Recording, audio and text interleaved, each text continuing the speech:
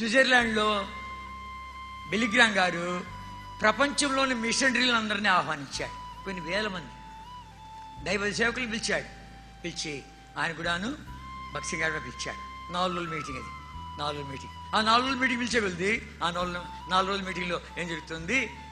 భక్సింగ్ గారి యొక్క ఆత్మీయ స్థాయికి తగినటువంటి వాళ్ళు వీళ్ళు అని చెప్పి ఆ గదిలో ఈయనతో పాటు ఇంకా 3 పెట్టాడు. 4 ఉన్నారు ఆ గదిలో. ప్రతి ఉదయం భక్సింగ్ గారికి ఇచ్చాడు, సాయంకాలం వేరే వాళ్ళకి ఇచ్చాడు. 4 రోజులు. ఉదయం భక్సింగ్ గారు మాట్లాడేశారు. వీళ్ళు వచ్చి అంతా పడుకుంటామంటే వాళ్ళంతా వాళ్ళ వాక్యం చదువుకున్నారు, ప్రార్థన చేసుకుని పడుకున్నారు. భక్సింగ్ గారు మోకాళ్ళ ఉన్నాడు. సర్లే వాక్యం చెప్తున్నాడు కాబట్టి కాసేపు ఎక్కువ ప్రార్థన చేసుకుంటున్నాడు మళ్ళీ అని అనుకున్నారు. తెల్లవారులు వేస్తే మోకాళ్ళ మీద ఉన్నాడు. మోకాళ్ళ అంటే మనకంటే ముందు లేచాడు ఏమలేరా అనుకున్నారంట. మరుసటి రోజు మళ్ళీ అలాగే ఉంటే పడక నలగలేదు. చూశారు, మోకాళ్ళ మీద నిద్రపోయి ఉంటాడు. వంతులు వేసుకున్నారంట. వంతులు వేసుకుని 3 చూశారంట.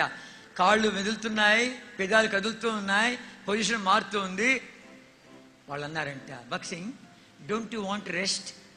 నీకు విశ్రాంతి అక్కర్లేదా అంటే, కొన్ని మాటలు సువర్ణ అక్షరాలతో రాసుకోవాలి అని. నా విశ్రాంతి పరలోకములోనే అని అంట. దేవుడి యొక్క మహిమ తిరిగి వచ్చుట అని ఈ 4 రోజులు మాట మాట్లాడుతూ 4 రోజులు పండుకోలేదు. ప్రార్థనాపరుడు.